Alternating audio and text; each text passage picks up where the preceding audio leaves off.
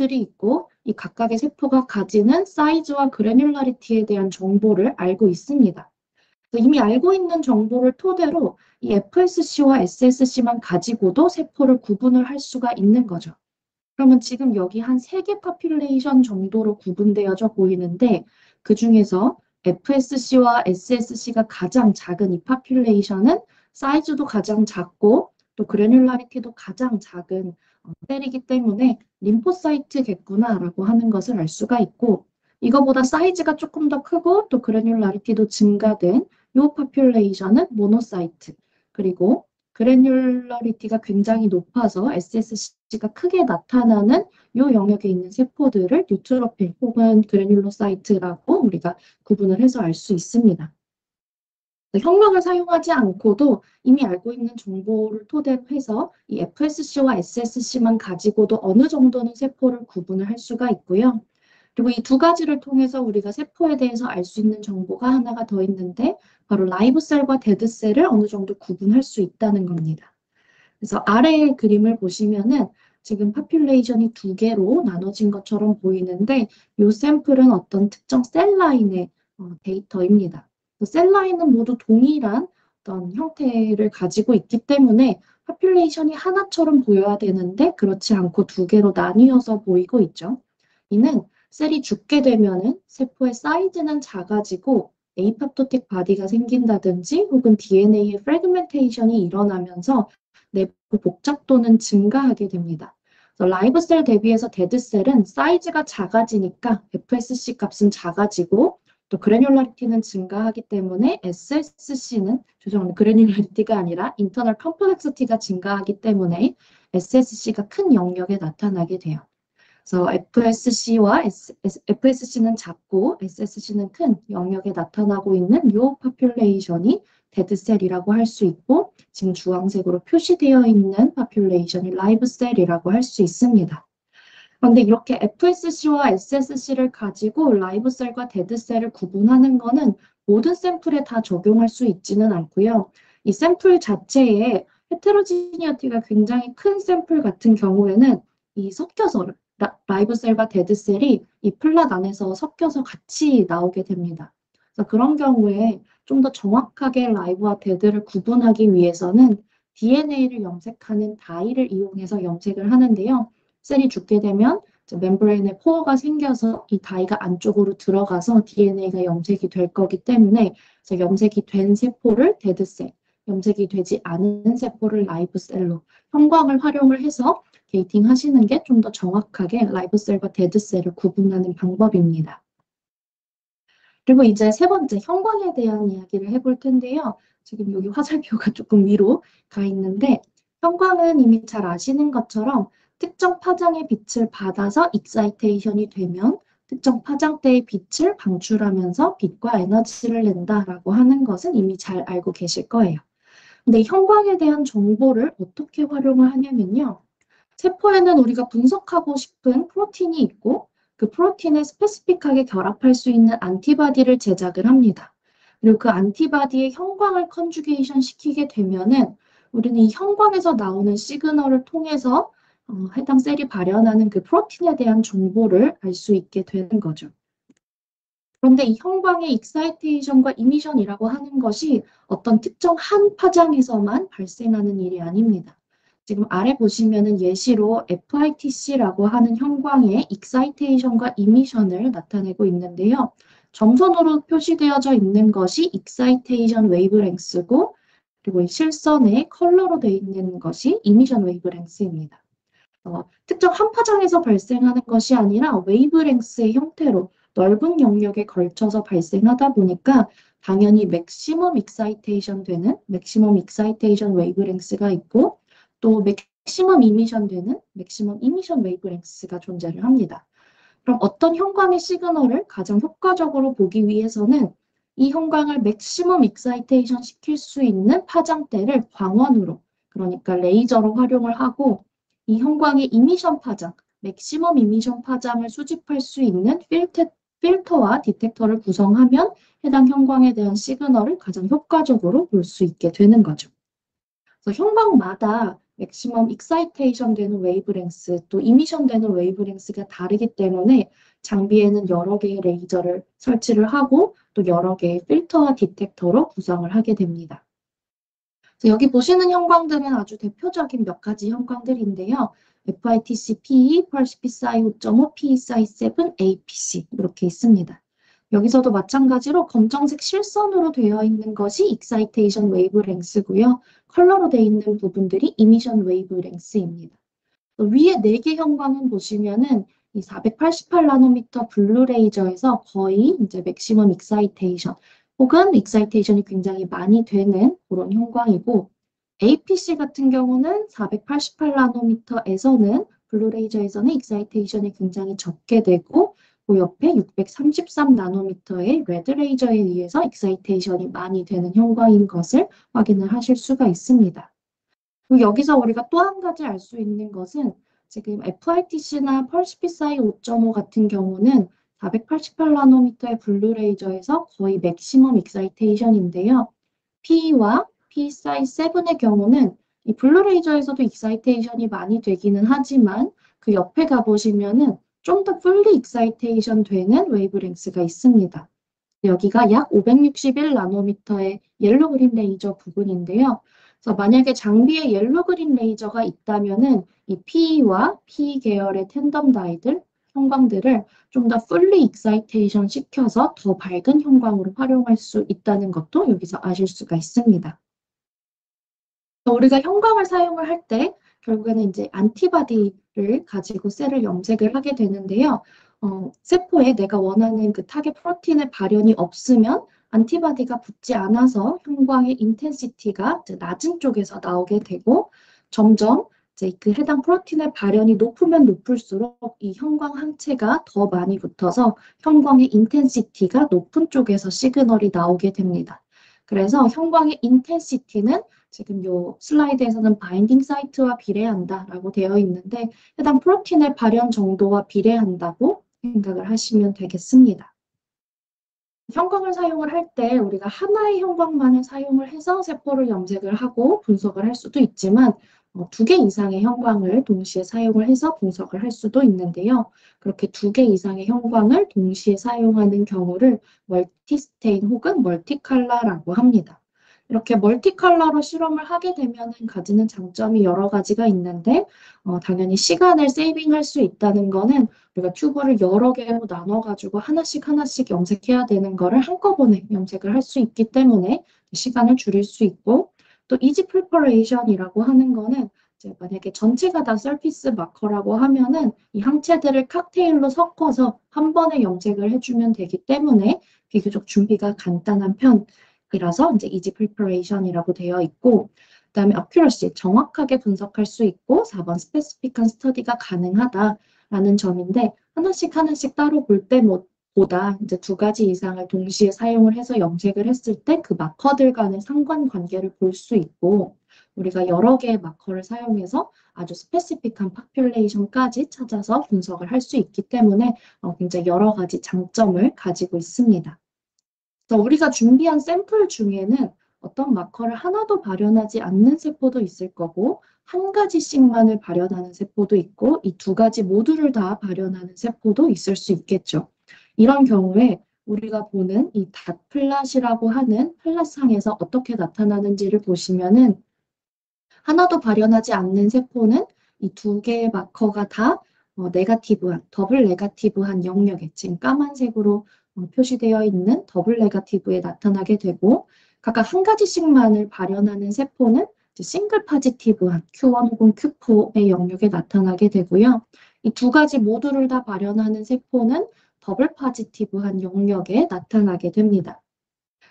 그래서 이 상태에서 우리는 게이팅이라는 것을 통해서 어떤 특정 파퓰레이션 내에서 또 다른 마커들을 분석을 할 수가 있습니다. 그런데 이렇게 형광을 2개 이상 동시에 사용하는 경우에는 어떤 마커에 어떤 형광이 컨주게이션 된 항체를 조합해서 사용하는지가 굉장히 중요해지는데요. 그래서 형광의 선택이 굉장히 중요합니다. 지금 이 8개의 데이터를 보시면 모두 다 동일한 샘플입니다. 그리고 동일한 마커로 염색을 했는데 하나는 CD3, 하나는 CD197이라고 하는 마커로 염색을 한 거고 이 CD197이라고 하는 마커의 형광만 서로 다르게 해서 염색한 결과입니다. 근데 보시면 윗줄에 있는 그림하고 아랫줄에 있는 그림이 좀 차이가 나 보이실 거예요.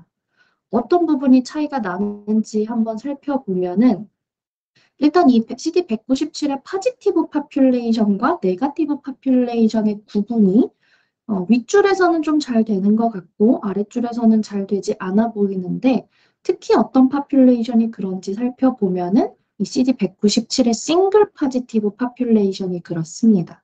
그래서 윗줄에는 파지티브와 네가티브가 잘 구분이 되는데 반해서 아랫줄에서는 파지티브와 네가티브가 잘 구분이 되지 않고 거의 더블 네가티브인 것처럼 보여지기도 합니다.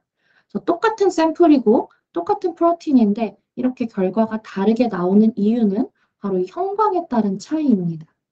윗줄에 쓰여져 있는 형광들 PE, PCF594, BV421, 알렉사 플로로 647은 상대적으로 밝기가 밝은 형광이고요. 아랫줄에 쓰여져 있는 형광들은 상대적으로 밝기가 어두운 형광입니다. 그런데 CD197의 경우에는 마커의 발현이 그렇게 높은 마커는 아니기 때문에 지금처럼 어두운 형광이 컨주게이션된 항체로 염색했을 때 파지티브 파퓰레이션과 네가티브 파퓰레이션이 충분히 구분되지 않을 수가 있는 거죠. 그래서 멀티컬러로 염색하는 것은 굉장히 이제 장점도 많고 좋은데 그렇게 할 때 내가 어떤 마커에 어떤 형광을 매칭해서 사용할지를 잘 결정을 해주시는 것이 좋습니다. 그래서 지금 보여드리는 이 표는 지금 현재 사용 가능한 형광들을 밝기 순서대로 나타낸 표인데요. 그래서 가장 밝은 형광부터 이제 브라이트, 모더레이트, 딤까지 상대적인 밝기 순서대로 나타낸 표입니다. 최근에 개발되고 있는 형광들은 대체로 밝은 형광이기는 하고요. 여기서 또 볼 수 있는 게 아까 전에 앞에서도 보셨던 것처럼 PE와 PE 사이즈 7 같은 형광이 블루 레이저를 통해서 볼 때도 밝은 형광이기는 한데 장비에 옐로 그린 레이저가 있어서 옐로 그린 레이저로 익사이테이션 시켜서 본다면은 훨씬 더 밝은 형광으로 활용할 수 있다는 것도 보실 수가 있습니다. 그래서 앞서 말씀드린 이 어떤 마커에 어떤 형광을 매칭해서 사용할지 이것을 결정하는 것을 패널을 디자인한다 혹은 패널 디자인이라고 하는데요. 패널을 디자인할 때 고려하는 요소는 굉장히 많습니다만 그 중에서 아주 크게 고려하는 것 중에 하나가 바로 이 마커의 발현 정도와 형광의 밝기입니다. 그래서 마커의 발현이 낮은 것은 밝은 형광을 사용을 하고 마커의 발현이 높은 것은 밝은 형광을 써도 되고 혹은 비교적 어두운 형광을 사용해도 충분히 구분이 잘 될 수 있습니다. 그래서 패널을 디자인하실 때 이런 형광의 상대적인 밝기 비교표를 활용을 해서 패널을 디자인해 보실 수 있습니다. 그래서 지금부터는 비교적 최근에 개발된 밝은 형광들 몇 가지를 소개시켜 드릴 텐데요. 지금 여기 표에 보실 때 RB 그리고 RY라고 하는 형광이 있는데 이게 가장 최근에 개발된 형광들입니다. 그래서 공통적인 특징을 좀 설명드리고 넘어가도록 할게요. 그래서 앞서 보신 것처럼 이 P와 P 계열의 텐덤 다이가 가지고 있었던 특징은 488나노미터의 블루 레이저에 의해서도 익사이테이션이 되고 561나노미터의 옐로 그린 레이저에 의해서도 익사이테이션이 된다는 특징을 가지고 있었습니다. 그럼으로써 가질 수 있었던 장점은 장비에 옐로 그린 레이저가 없고 블루 레이저만 있는 경우에도 이 P와 P 계열의 텐덤 다이들을 사용을 할 수 있었던 거죠.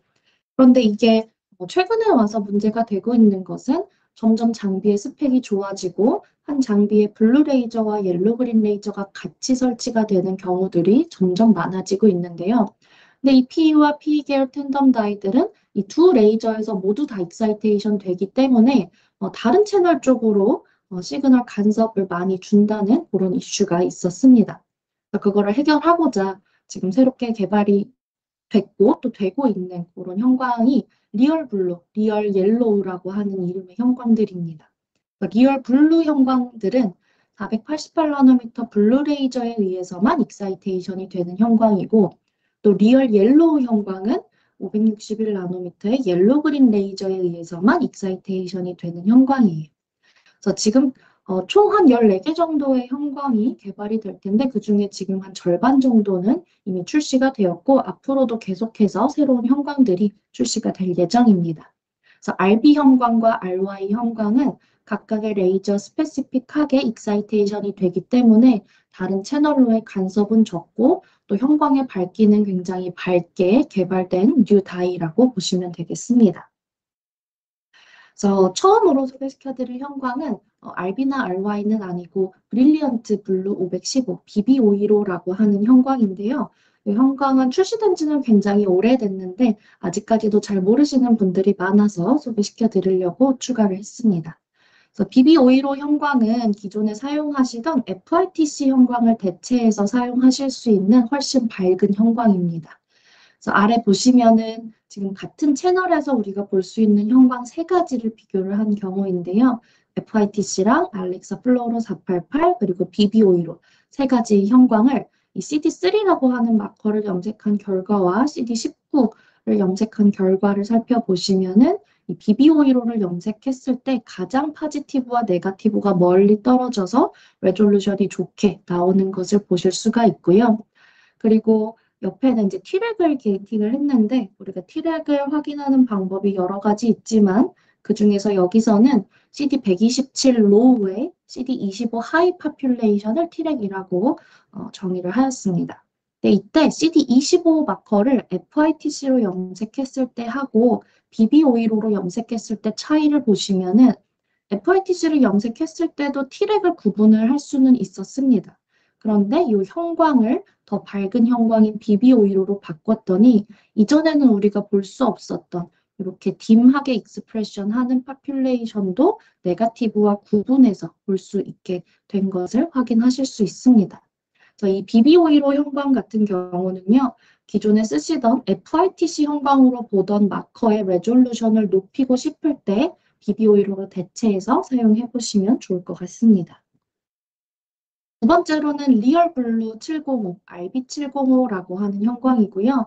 이 형광은 기존에 쓰시던 펄시피사이 5.5 혹은 BB700을 대체해서 사용하실 수 있는 밝고 또 다른 채널로의 간섭을 줄인 형광입니다.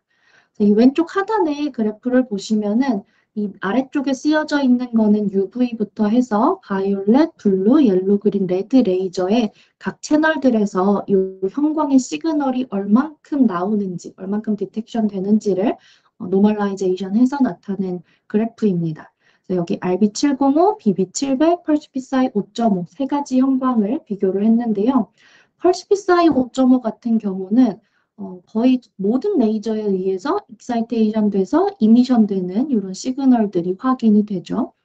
근데 BB700은 그거보다 이제 밝기도 밝은 형광이고 펄스피사이 5.5보다는 다른 레이저에 의해서 익사이테이션 돼서 시그널이 이미션 되는 것이 줄기는 했습니다. 그런데 여전히 많이 되고는 있고요. 이 RB705 형광은 거의 블루 레이저 스페시픽하게 시그널이 나오고 나머지 레이저에서는 굉장히 적게 이미션 되는 것을 확인하실 수가 있습니다.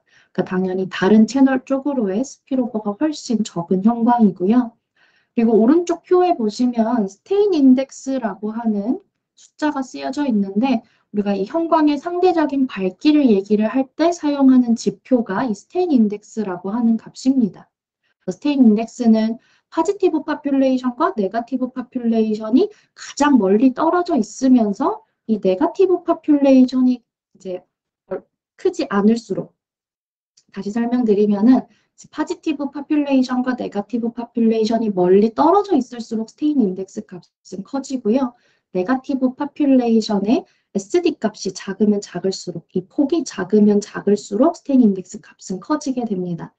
그래서 이 스테인 인덱스 값이 이제 크면은 상대적으로 밝은 형광이다라고 표현을 할 수가 있는데 그래서 RB705, BB700, 펄스피사이 5.5 이 세 형광의 스테인 인덱스 값을 여러 가지 마커를 가지고 염색을 해서 비교를 해봤을 때 이 RB705가 BB700 대비는 뭐 한 2배에서 3배 정도는 밝고 또 펄스피사이 5.5 대비는 뭐 20배, 30배까지도 밝은 형광인 것을 확인을 하실 수가 있습니다. 그래서 펄스피사이 5.5 형광 사용하셨던 분들 중에서 이제 그 마커의 레졸루션을 높이고 싶을 때 이 RB705 형광을 활용해 보시면 되겠습니다. 다음으로는 RB780 형광입니다. 이 형광은 블루레이저에서 보던 PSI-7 형광을 대체해서 사용하실 수 있는 밝은 형광입니다. 그래서 PSI-7은 블루레이저가 있고 옐로그린 레이저가 없는 장비에서는 블루레이저에서 이 PSI-7을 디텍션해서 볼 텐데요. 그 경우에는 이제 RB780 형광을 대체해서 사용해 보실 수가 있고, 그리고 블루 레이저도 있고 옐로 그린 레이저도 있는 경우에 대부분은 PSI-7 디텍터는 옐로 그린 레이저와 연결되어 있습니다. 그래서 그 경우에는 당연히 RB780 형광은 사용을 하실 수가 없습니다. 이 형광은 옐로 그린 레이저에서는 익사이테이션 되지 않기 때문에 블루 레이저에서 보던 PSI-7을 대체해서 사용하실 수 있는 형광입니다. 다만 블루레이저에도 이 형광을 디텍션할 수 있는 이 필터와 디텍터가 구성이 되어 있다면 이제 확인을 하실 수가 있겠죠. 그 다음은 리얼 옐로우 형광입니다. RY586 형광이고 이 형광은 옐로 그린 레이저에서 보던 P 형광을 대체해서 사용하실 수 있는 밝고 다른 채널로의 간섭을 줄인 형광이라고 보시면 되겠습니다. 형광이 굉장히 많아가지고 이름하고 어느 형광을 대체해서 쓸 수 있는지 위주로 설명을 드리도록 할게요. 다음은 리얼 옐로우 703, RY703이라고 하는 형광이고 이 형광은 기존의 옐로 그린 레이저에서 보시던 PSI 5.5 형광을 대체해서 사용하실 수 있는 형광이에요. 여기 아래쪽 여기도 마찬가지로 RY703, PSI 5.5 그리고 슈퍼브라이트 옐로 그린 720이라고 하는 이 세 가지 형광의 이미션을 비교한 결과인데요. RY703은 옐로 그린 레이저 스페시픽하게 시그널이 나오는데 반해서 PSI 5.5는 블루에서도 시그널이 나오고 당연히 옐로 그린에서도 나오고 뭐 여러 레이저에 의해서도 이제 시그널이 나오는 것을 보실 수가 있습니다. 그리고 다음은 RY775 형광입니다. 그래서 이 형광은 옐로 그린 레이저에서 보시던 PSI-7을 대체해서 사용하실 수 있는 형광이고요. 그래서 RB780과 RY775 이 두 가지를 이제 헷갈리시면 안 되는데 이거를 사용하기 위해서는 내가 지금 쓰고 있는 장비에 레이저가 어떤 것들이 있고 그 레이저의 디텍터 구성이 어떻게 되어 있는지를 확인을 해서 사용을 하시면 되겠습니다. 다음으로 이번에는 레드레이저에서 사용하실 수 있는 형광인데요. 그래서 R718이라고 하는 형광이고 이 형광은 기존에 사용하시던 알렉사 플로우로 700 혹은 APC R700 형광을 대체해서 사용하실 수 있는 밝은 형광입니다. 여기도 아래 데이터 보시면은 CD4 마커를 R718로 염색했을 때 하고 알렉사 플로우로 700으로 염색했을 때 결과 보시면은 R718을 사용했을 때 훨씬 더 포지티브와 네거티브 구분이 더 멀리 떨어져서 잘 되는 것을 보실 수가 있죠. 그리고 아마 간혹 가다가 컴펜세이션 후에 이렇게 포지티브 파퓰레이션이 길어지는 이런 현상을 보셨을 텐데 이런 현상은 형광 간의 조합에 따른 스프레드라고 하는 현상입니다. 형광의 조합에 따라서 고유하게 가지고 있는 현상인데 이 스프레드가 발생을 하게 되면은 더블 포지티브 파퓰레이션의 레졸루션에 영향을 끼칩니다. 스프레드가 크면 클수록 더블 포지티브 파퓰레이션의 레졸루션이 감소하게 되는 거죠. 그래서 가능하면 우리가 패널을 디자인할 때 이 스프레드가 적을 수 있게끔 또 패널을 디자인하게 되는데 그때 이 APC R700보다 R718을 썼을 때 그런 현상을 훨씬 더 줄여서 사용할 수 있다라고 하는 장점이 있습니다. 다음은 바이올렛 레이저에서 사용하실 수 있는 형광들인데요. 브릴리언트 바이올렛, 줄여서 BV라고 하는 이름을 가진 형광들입니다. 그래서 BV 421부터 510, 605, 650, 711, 786 이런 형광들이 있고요.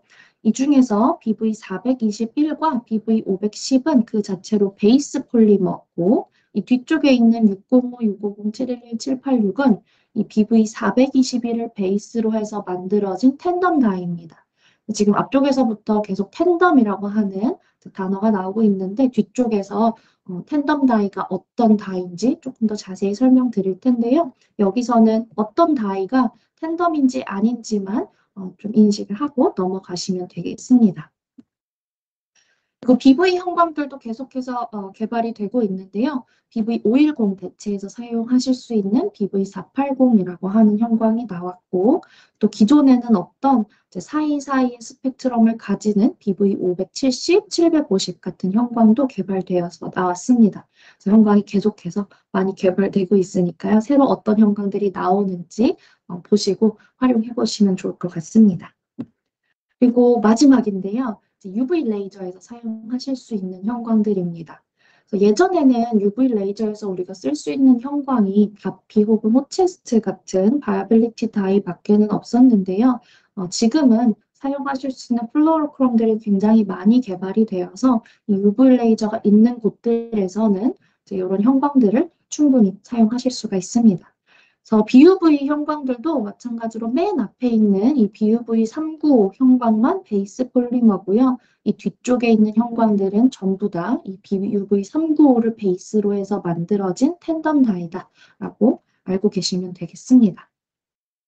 그래서 지금까지 소개시켜드린 이런 밝은 형광들을 이제 많이 사용을 해서 패널을 디자인하면 좋기는 한데요. 다만 한 가지 이슈가 있는 게 이 형광들이 특히 이 브릴리언트 계열의 형광들은 시리젠 폴리머라는 테크놀로지를 사용을 해서 만들어졌는데 이게 분자 구조가 크고 이렇다 보니까 이 형광과 형광 간의 인터랙션이 발생해서 이 형광 두 개가 붙은 채로 이제 셀에 염색되는 이런 일들이 발생을 할 수가 있습니다. 그래서 그렇게 되면은 아무리 우리가 컴펜세이션을 조절을 해도 이미 이 항체가 붙은 채로 셀에 염색이 됐기 때문에 조절이 되지 않는데요. 그래서 이런 형광과 형광 간의 인터랙션을 좀 방지해 줄 수 있도록 보완된 버퍼가 이 브릴리언트 스테인 버퍼라고 하는 제품입니다. 패널 내에서 이 브릴리언트 계열의 형광들을 2개 이상 동시에 사용하실 때는 반드시 이 브릴리언트 스테인 버퍼를 같이 사용하시는 것을 권장을 드리고요. 검색해 보시면은 아마 그냥 브릴리언트 스테인 버퍼가 있고 플러스가 붙은 제품이 있는데 두 제품 간의 어떤 성능상의 차이가 있는 것은 아니고 그냥 1테스트당 사용 볼륨에만 차이가 있습니다. 그래서 플러스 안 붙은 제품은 테스트당 사용 볼륨이 50 마이크로리터고요. 플러스 붙은 제품은 10 마이크로리터라서 이 전체 패널에 항체 수가 많으면은 이 항체만 가지고도 전체 볼륨이 많이 늘어나니까 그때 버퍼 볼륨을 줄여서 사용하실 수 있도록 나온 게 플러스라고 보시면 되겠습니다. 그래서 이 버퍼와 함께 사용을 했을 때 그런 아티팩트들이 없어지는 것을 확인을 하실 수가 있습니다. 그래서 이런 형광들 활용해서 패널을 디자인해 보시고 이 패널이 적절할지, 레졸루션이 괜찮을지 이런 게 궁금하실 때 저희 학술팀에 물어봐 주셔도 좋고 혹은 새로 어떤 실험을 디자인할 때 도움이 필요하신 경우에 학술팀 쪽으로 연락을 주시면은 저희가 가장 레졸루션이 좋게 타겟셀을 볼 수 있는 패널을 디자인을 해서 제안을 드리고 있으니까요. 네, 많이 연락 부탁드립니다. 혹시 여기까지 질문사항 있으셨을까요? 제가 채팅창 한번 확인하도록 하겠습니다. 네, 채팅창에 남겨주신 질문은 없는 것 같네요. 들으시면서 궁금하신 점 있으시면 채팅창에 남겨주세요. 그러면 다음으로 넘어가도록 하겠습니다. 다음은 BDFX 장비가 어떤 서브시스템들로 구성되어져 있는지 살펴보도록 하겠습니다. BDFX 장비는 크게 3가지 파트로 구성이 되어 있는데요. 플루이딕스, 옵틱스, 그리고 일렉트로닉스로 구성이 되어 있습니다. 플루이딕스는 말 그대로 이 유세포 분석에서 유체의 흐름을 만들어주는 시스템이라고 보시면 되고, 그래서 쉬스와 샘플이 어떻게 흘러가는지 그런 거를 이제 컨트롤하는 시스템이라고 보시면 됩니다. 그리고 두 번째는 옵틱스인데요. 빛과 관련된 시스템입니다. 익사이테이션 시키는 익사이테이션 옵틱스가 있고 거기서 나온 시그널을 받아들이는 콜렉션 옵틱스 이렇게 2가지로 구성이 되어 있고요. 마지막으로 일렉트로닉스는 이 콜렉션 옵틱스에서 받아들여진 빛의 시그널을 우리가 볼 수 있는 형태로 디지털화해서 가공하는 그 시스템을 일렉트로닉스라고 합니다. 그래서 한 가지씩 차례대로 살펴볼 텐데요. 질문 남겨주셔서 잠깐 보면은 이미션과 익사이테이션 파장을 확인할 때 팩스 기계에서 별도의 레이저가 필요한 것은 아니죠. 네, 아닙니다. 그래서 내가 사용하고 있는 장비에 지금 레이저가 뭐가 들어가 있고, 그다음에 디텍터가 어떻게 구성되어져 있는지는 그 소프트웨어 내에서 확인을 하실 수가 있습니다. 혹시 자세한 내용 어떻게 확인하는지 궁금하시다면은 저희 학술팀 메일로 문의 주시면은 메일로 답변 드리도록 하겠습니다. 그래서 제일 먼저 플루이딕스부터 보도록 하겠습니다. 플루이딕스는 크게 두 가지 흐름으로 나뉘어져 있는데요. 쉬스가 흐르는 쉬스 플로우가 있고, 네, 샘플이 흐르는 샘플 플로우가 있습니다. 쉬스 플로우부터 살펴보면은 쉬스는 탱크로부터 시작을 하죠. 그리고 이 탱크에 압력을 가하게 되면은 이 압력으로 밀어내는 힘에 의해서 쉬스 버퍼가 밀려 나오게 되고, 쉬스 필터를 거쳐서 장비 내부의 플로우 셀이라고 하는 공간으로 들어가게 됩니다. 그리고 이때 샘플 플로우를 살펴보면은 샘플은 내가 준비한 튜브로부터 시작을 하고요. 그리고 샘플 인젝션 챔버라는 거는 솔터 장비에만 있는 부분이고 다른 애널라이저 장비들은 바로 샘플 튜브에서 샘플 라인을 통해서 플로우 셀로 샘플이 들어가게 됩니다. 그래서 플로우 셀에서 쉬스 버퍼와 내 샘플이 만나서 같이 흐르게 되고 그렇게 같이 흘러가다 보면은 레이저와 셀이 만나는 지점이 생기는데 이 부분을 우리가 인테로게이션 포인트라고 합니다. 그래서 플로우 셀에서 쉬스 버퍼와 내 샘플이 만나서 같이 흐르다가 인테로게이션 포인트에서 레이저를 만나서 시그널을 발생시키고 여기를 지나간 세포들은 분석 장비의 경우 전부 다 웨이스트로 버려지고요. 솔터 장비의 경우에는 인테로게이션 포인트를 지난 이후에 원하는 세포들만 솔팅을 하고 나머지는 버려지는 구조로 되어 있습니다. 모식도로 한 번 더 살펴보면요. 쉬스 탱크에 이제 에어 프레셔 압력을 가하면은 이 압력에 의해서 쉬스 버퍼가 밀려 나오고 필터를 거쳐서 장비 내부의 플로우 셀 공간으로 들어갑니다. 그래서 이때 내 샘플 튜브에도 압력을 걸어주게 되는데 마찬가지로 압력으로 밀어내는 힘에 의해서 샘플이 플로우셀로 들어가서 쉬스 버퍼와 만나서 같이 흐르다가 인테로게이션 포인트에서 레이저와 만나서 시그널을 발생시키고 지나간 세포들은 모두 웨이스트 탱크로 버려지는 구조로 되어 있습니다. 이때 이 샘플 튜브에 가하는 압력을 조절을 해서 우리가 초당 분석되는 이벤트 수를 조절을 하실 수가 있는데요. 이거를 플로우 레이트를 조절을 한다고 합니다. 그래서 플로우 레이트는 로우, 미디움, 하이 세 가지로 조절하실 수 있고 장비마다 각각에서 흐르는 유량이 조금씩 차이가 있는데요. 팩스 셀레스타하고 심포니 A1 장비에서는 플로우 레이트 로우에서 분당 12 마이크로리터, 미디움에서 분당 35 마이크로리터, 하이에서 분당 60 마이크로리터의 유량으로 샘플에 압력을 더 많이 가하면은 이 유체의 압력을 더 크게 하면은 유량이 증가하기 때문에 이 유량을 가지고 조절을 해서 초당 분석되는 이벤트 수를 조절을 하는 거고요. 그리고 팩스 칸토2 장비 같은 경우는 로우는 똑같이 분당 12 마이크로리터고 미디움에서 분당 60 마이크로리터, 하이에서 분당 120 마이크로리터의 유량으로 이 플로우 레이트를 조절을 하실 수가 있습니다. 그리고 이 그림에서 보시면은 쉬스 버퍼하고 이 내 샘플이 지금 섞이지 않는 것처럼 그림이 그려져 있는데요. 실제로도 내 샘플은 쉬스 버퍼와 섞이지 않고 이 레이저를 만나게 됩니다.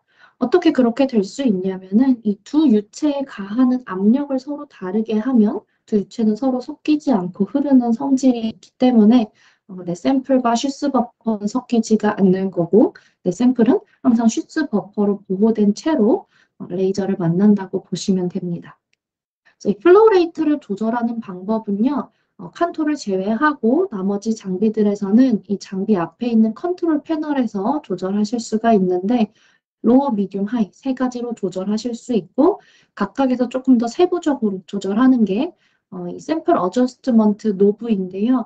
LSR과 LSR 폴테사 장비의 경우에는 이렇게 돌리는 형태의 노브가 달려 있고 다른 심포니 계열에서는 버튼으로 화살표로 돼 있어서 위아래로 이렇게 조절할 수 있게 되어 있는데 거기서 조금 더 이 각각의 로우, 미디움, 하이 각각에서 세부적으로 조절을 하실 수가 있습니다.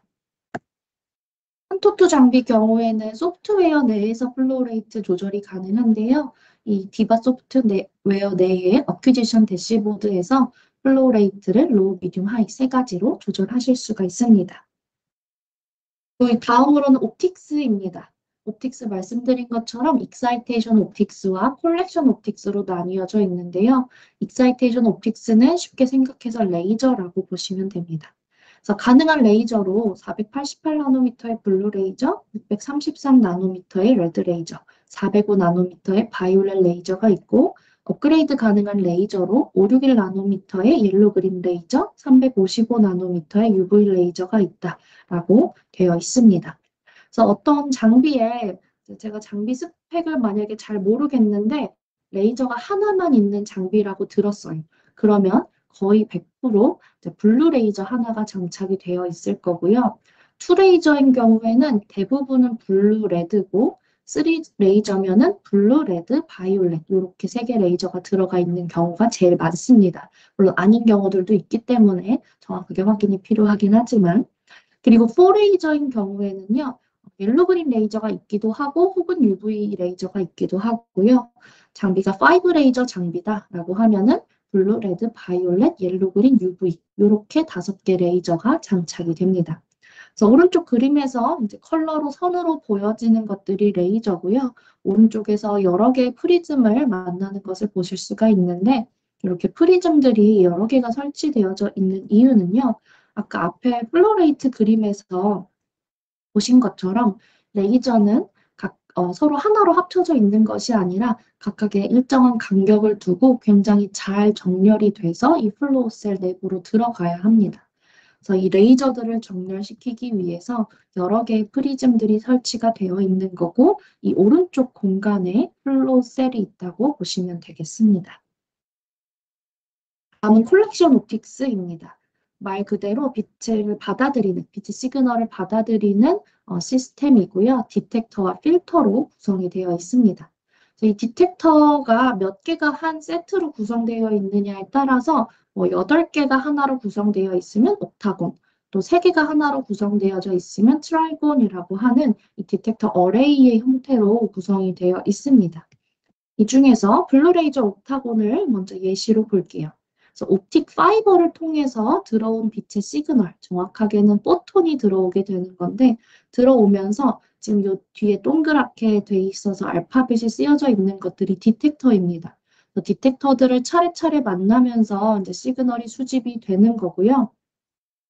각각의 디텍터 앞에는 필터가 설치되어 있어서 특정 파장대의 빛만 걸러서 그 뒤쪽에 있는 디텍터로 들어가게 하고 나머지는 반사시켜서 그 다음번 디텍터로 들어갈 수 있도록 구성이 되어 있습니다.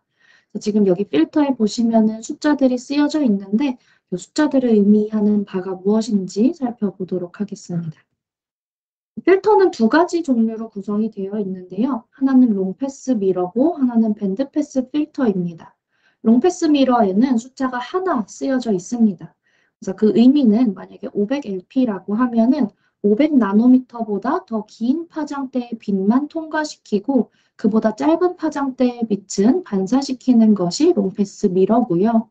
밴드패스 필터의 경우에는 숫자가 2개 쓰여져 있는데 이 뒤쪽에 쓰여져 있는 숫자를 반으로 나눠서 앞에 숫자에다가 빼주고 더해준 그 레인지만큼의 빛을 통과시킵니다. 그러니까 530/30이면은 515나노미터부터 545나노미터까지의 빛만을 통과시키게 됩니다. 장비에서는 이 두 가지 종류의 필터를 조합을 해서 사용을 하게 되는데 그래서 특정 파장대의 빛만 걸러서 그 뒤쪽에 있는 디텍터, PMT 디텍터로 들어가게 하고 그보다 짧은 파장의 빛은 반사시켜서 그 다음번 디텍터로 갈 수 있도록 구성이 되어 있습니다. 돌아와서 앞에 그림을 다시 보시면은 이제 이 그림들의 의미가, 숫자들의 의미가 이해가 가실 텐데요.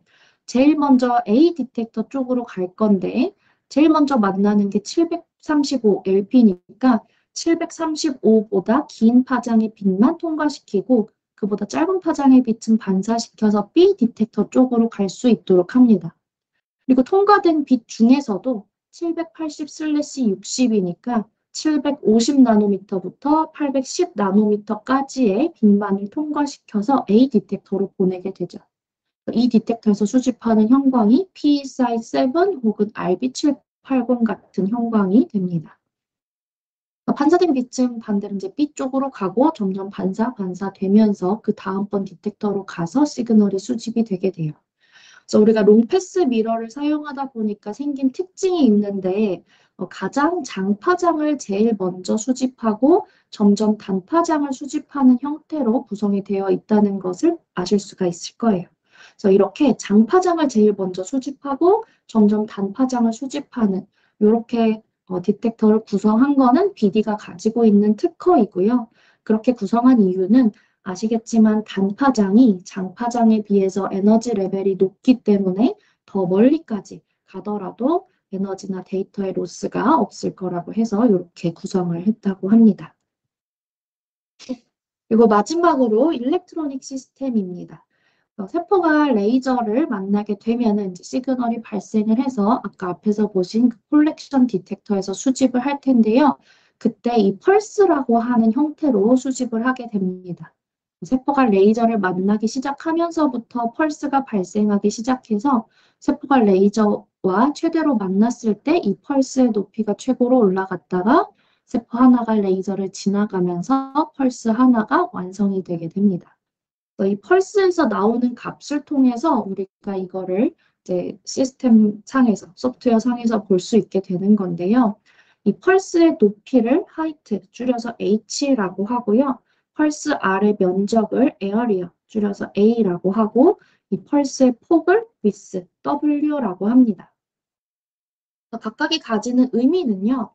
이 H값 같은 경우는 이 펄스의 최고 높이이기 때문에 어떤 세포 하나에서 나오는 형광의 최대값이라고 볼 수가 있고 A값은 이 모든 H값들의 합입니다. 그래서 세포 하나에서 나오는 그 형광들의 모든 값들의 합이라고 보시면 되고 W는 세포가 레이저와 만나기 시작하면서부터 이 펄스가 발생하기 시작해서 다 지나가고 나서 끝나기 때문에 세포 하나가 레이저와 만난 시간에 대한 값이 됩니다.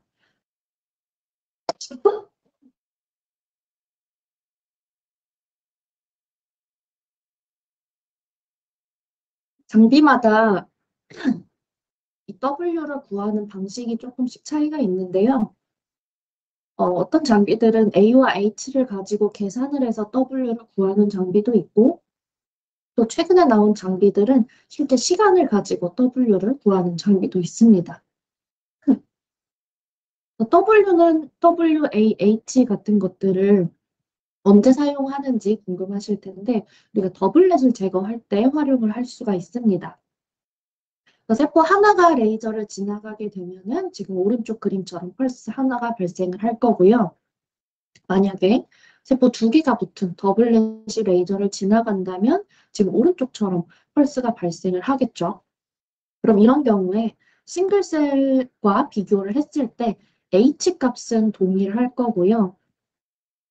이 전체적인 사이즈가 커지면서 레이저와 만난 시간이 길어졌으니까 W값이 증가하게 됩니다.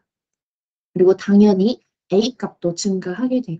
그래서 이 특징을 활용을 해서 우리가 더블렛을 게이팅으로써 제거를 할 수가 있습니다. 제거할 수 있는 방법이 세 가지가 있는데요.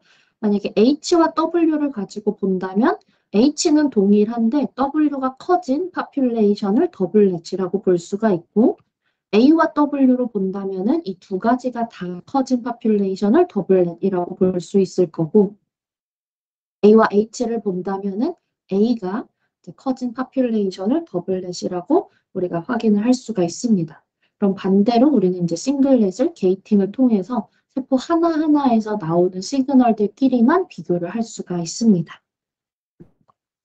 근데 이렇게 펄스가 연속적으로 발생을 하다 보면은 실제 내 셀에서 발생하는 펄스도 있지만 일렉트로닉 노이즈나 혹은 데브리스에 의해서 발생하는 펄스들도 존재할 수 있습니다. 이런 경우에 이 데브리스나 노이즈에서 나오는 시그널들은 활용하지 않기 위해서 일정 부분 스레시홀드 값을 설정을 할 수가 있고 이 스레시홀드 값 이상 나오는 시그널만을 우리가 데이터로 활용을 할 수도 있습니다. 팩스 디바 소프트웨어 같은 경우는 디바의 사이토미터 창에 스레시홀드라는 탭을 들어가 보시면은 기본으로 FSC 기준으로 5000이라고 하는 값이 들어가 있을 거예요. 그래서 FSC 값이 5000 미만인 데이터들은 보여 디스플레이를 하지 않게 됩니다. 그리고 필요하다면은 내가 형광 파라미터나 다른 파라미터에 대해서도 스레시홀드 값을 지정을 해서 활용을 하실 수가 있습니다. 지금 오른쪽 그림 보시면은 이제 펄시피 CD45라고 하는 마커를 보면은 앞쪽에 내 타겟 셀이 아닌 노이즈와 데브리스들이 굉장히 많은 것을 볼 수가 있는데요. 이때 만약에 이 파라미터에 펄시피로 바꾸고 값을 이제 요 정도까지 지금 여기가 10의 3승보다는 작으니까 1000보다는 좀 작겠네요. 그 값을 설정을 하면은 이제 그 이하로 나오는 데이터들은 디스플레이 하지 않고 데이터 저장 시에도 같이 저장이 되지 않습니다. 그래서 데브리스가 너무 많은 경우에 이 스레시홀드 값을 활용을 하시면은 내 타겟 셀들을 좀 더 많이 저장해서 분석을 하실 수가 있습니다. 여기까지 내용을 한번 정리를 해보면요. 플루이딕스를 통해서 셀이 장비 내부에 플로우셀로 들어가게 되고 인테로게이션 포인트에서 레이저를 만나서 빛의 시그널을 발생을 시키고 이제 그 시그널들은 콜렉션 옵틱스에서 받아들여지는데 이때 펄스의 형태로 수집이 됩니다. 그리고 이 펄스에서 나오는 값들을 가지고 이제 데이터를 프로세싱해서 우리가 볼 수 있는 이런 형태로 좌표값의 형태로 나타내 주게 됩니다. 여기까지가 유세포 분석의 가장 기본적인 원리, 그리고 BD-FAX 장비의 서브시스템에 대한 내용을 말씀을 드렸습니다. 다음은 컴펜세이션입니다. 아마 많은 분들이 제일 어렵다고 느끼시는 부분일 수 있는데요. 이론적인 부분을 이해하시면 굉장히 쉽기 때문에 한번 잘 들어보시면 좋을 것 같습니다. 그래서 형광의 이미션 파장을 보시면은 아까 앞에서 보신 것처럼 웨이브랭스의 형태로 이미션이 나오기 때문에 이 형광과 형광의 이 스펙트럼 사이에 겹치는 구간이 발생을 할 수밖에 없습니다. 이미션이 굉장히 가까운 형광들의 경우에는. 그래서 어떤 두 형광의 스펙트럼이 서로 겹치는 것을 우리가 스펙트럴 오버랩이라고 하고요. 그리고 지금 이렇게 네모 박스로 표현된 거는 숫자 보시면 아시겠지만 밴드패스 필터의 레인지를 표시를 한 겁니다. FITC 형광을 수집하는 그 필터의 레인지, PE 형광을 수집하는 필터 레인지가 이렇게 박스로 표시가 되어 있는 건데요. 이 스펙트럼 오버랩이 발생을 하다 보면은 다른 형광의 시그널이 지금 여기서는 FITC 형광의 시그널이 P 디텍터 쪽으로 일부 들어가는 그런 것을 확인하실 수가 있습니다. 그래서 이것처럼 어떤 하나의 형광의 이미션 시그널이 다른 형광의 디텍터 쪽으로 들어가서 발생되는 이런 현상을 스필오버라고 합니다. 우리말로는 간섭이라고도 하고요. 그러면 실제 PE 시그널이 아님에도 FITC 시그널임에도 디텍터에서는 이게 FITC 형광으로부터 들어온 시그널인지 PE 형광으로부터 들어온 시그널인지를 구분하지 못합니다. 단순히 이 웨이브랭스의 그 레인지만 가지고 구분을 하기 때문에 그러면은 이제 요만큼의 시그널이 PE 형광에서 파지티브한 것처럼 같이 포함이 돼서 나오게 되겠죠. 그래서 펄스 파지티브한 시그널을 발생을 시키기 때문에 이렇게 다른 채널로부터, 다른 형광으로부터 들어온 스피로버된 시그널을 제거해주는 과정이 필요하고 그것이 바로 컴펜세이션입니다. 이런 스피로버가 일어날 수 있는 원인은 몇 가지가 있는데요. 첫 번째로는 방금 보신 FITC와 PE처럼 스펙트럼이 서로 이제 인접한 경우, 디텍터가 서로 인접해 있는 경우 스피로버는 많이 일어날 수밖에는 없고 두 번째는 레지듀얼 베이스 플로레센스라고 해서 텐덤 다이에서 발생하는 이슈입니다. 그래서 여기서 한번 텐덤 다이를 자세히 설명을 드릴게요. 형광은 그 만들어진 원리에 따라서 크게 세 가지 그룹으로 구분을 할 수 있습니다. 스몰 오르가닉 몰레큘이 있고, 라지 프로틴이 있고, 텐덤 컨주게이트, 텐덤 다이들이 있습니다. 이 중에서 뭐 어떤 형광이 스몰 오르가닉 몰레큘이고 어떤 형광이 라지 프로틴인지는 외우지 않으셔도 되는데 이 텐덤 컨주게이트, 텐덤 다이들은 가지고 있는 특징들이 있기 때문에 어떤 형광이 텐덤인지 아닌지는 알고 계시는 것이 좋습니다. P-사이7이라고 하는 이 텐덤 다이를 예시로 들어볼 텐데요. 일단 이 P라고 하는 베이스 몰레큘의 특징을 살펴보면은 488 나노미터에서 익사이테이션 되면은 약 576 나노미터의 빛을 방출하는 특징을 가지고 있습니다. 그런데 여기에다가 사이7이라고 하는 억셉터 몰레큘을 컨주게이션 시키게 되면은 이 사이7 같은 경우는 576 나노미터에서 익사이테이션이 되면 이 780 나노미터 부분의 빛을 방출하는 특징을 가지고 있어요. 그러면 풀리 이 P-사이7이라고 하는 형광은 488 나노미터로 익사이테이션을 시키면 780 나노미터의 빛을 방출하는 형광이 됩니다. 그런데 이 P에서 사이7으로 에너지가 트랜스퍼되는 이 프렛의 이피션시가 100%는 아니기 때문에 일부는 이 베이스 몰레큘의 이미션 파장이 나타나게 됩니다. 그래서 P 사이7의 이미션 웨이브랭스를 보시면은 780쪽에서 당연히 시그널이 많이 나오긴 하는데 이 베이스 몰레큘 P2의 이미션 파장대인 576 나노미터 부근에도 일부 이미션이 되는 것을 보실 수가 있습니다. 그래서 이 베이스가 남아있는 정도가 이 텐덤 다이 같은 경우는 매 만들어지는 람마다 조금 차이가 있을 수 있어서 텐덤 다이를 사용하시는 경우에 한 실험 세트 내에서는 동일한 낫의 제품을 사용해 주시는 것이 좋고요. 그리고 이 P와 사이7 간의 결합이 끊어질 수가 있는데 여러 가지 원인에 의해서 대표적인 거는 픽세이션 솔루션에 의해서 끊어질 수가 있고요. 빛에 의해서. 그래서 일반적인 형광등 불빛 아래에서도 이 베이스 몰레큘과 억셉터 몰레큘 사이에 결합이 끊어질 수가 있습니다. 그리고 열에 의해서 끊어질 수도 있고 혹은 레이전트가 오래되면 오래될수록 점점 이 결합이 끊어지게 되는데요. 그렇게 되면은 점점 사이7 시그널은 줄고 베이스 몰레큘인 P2의 시그널이 늘어나게 되겠죠. 그래서 이것이 텐덤 다이에서 베이스 몰레큘 쪽으로 점점 더 시그널이 스피드오버 되는 것입니다. 앞으로 다시 돌아가서 보시면 여기서의 예시는 BV786과 BV421인데요. 그래서 예전에 나와 있던 레거시 다이라고 하는 형광들 있죠. 아까 여기서 보신 펄시 PSI 5.5, PSI 5, PSI 7 등등 이렇게 그 형광 이름에 이렇게 하이픈으로 연결되어져 있는 형광들은 모두 다 텐덤 다이이고요. 자, 앞쪽에 있는 게 베이스 몰레큘이고 뒤쪽에 있는 것이 억셉터 몰레큘로 이루어진 텐덤 다이인데요. 이렇게 이름에서 티가 나는 형광들이 있는데 최근에 개발되고 있는 비교적 최근에 나온 형광들은 이름에서 잘 티가 나지 않습니다. 그래서 제품의 데이터 시트를 보시고 이 형광이 텐덤 다이인지 아닌지를 확인을 하시면 되고 이 BV786 형광은 BV421 형광을 베이스로 해서 만들어진 텐덤 다이이기 때문에 당연히 786에서도 이 BV421 쪽으로 시그널이 나오게 되고 그 텐섬 컨주게이트가 점점 끊어지면 끊어질수록 점점 더 BV421 채널 쪽으로 시그널이 많이 나오게 되겠죠. 그래서 이게 텐덤 다이에서 이 베이스 플로로크롬에 남아있는 그 레지듀얼 플로레센스가 스피로버를 일으킬 수가 있습니다. 세 번째 원인으로는 이미션 스펙트럼이 유사한 형광들 간에 발생할 수 있는 스피로버입니다. 간혹 가다가 서로 다른 레이저에서 보는 형광들 간에는 간섭이 전혀 없을 거라고 생각하시는 분들도 계신데 그렇지 않습니다.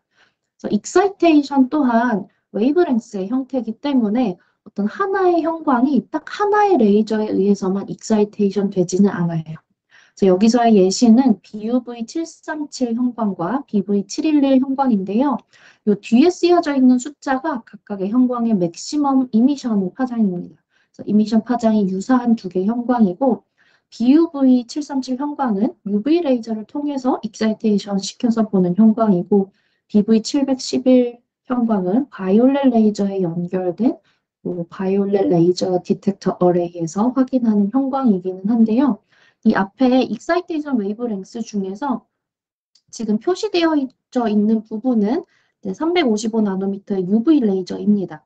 그래서 앞쪽에 있는 게 당연히 BUV 737 형광의 익사이테이션 웨이브랭스고 그 뒤쪽에 있는 게 BV 711 형광의 익사이테이션 웨이브랭스인데요. UV 레이저에서 BUV 737 형광은 당연히 맥시멈 익사이테이션인데 이 BV 711 형광도 일부는 익사이테이션이 됩니다. 약간 옆에 가보면 한 30% 정도는 익사이테이션이 되는데요. 그럼 익사이테이션이 되니까 당연히 이미션 되는 형광이 시그널이 있을 거고 그 시그널은 이미션 스펙트럼이 유사한 이 BUV 737 채널 쪽으로 들어가게 되는 겁니다. 그래서 서로 보는 레이저 연결되어 있는 그 디텍터와 연결되어 있는 레이저가 서로 다르더라도 이미션 스펙트럼이 유사하면은 그 형광들 간에는 스피일오버가 발생할 수 있습니다. 넘어가 볼게요.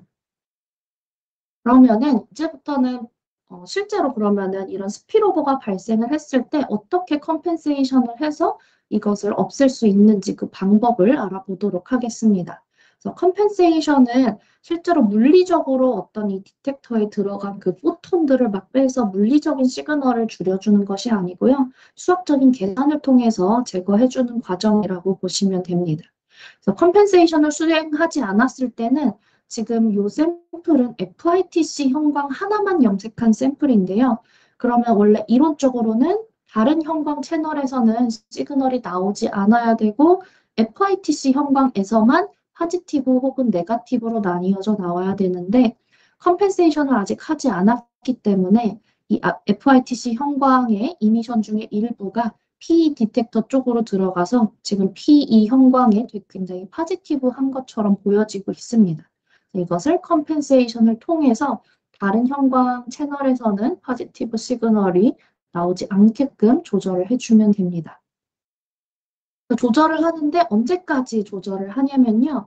이 네거티브 파퓰레이션이 가진 상대 채널, 이 PE 형광값과 이 포지티브 파퓰레이션이 가진 PE 형광값이 같아질 때까지 조절을 해주면 됩니다.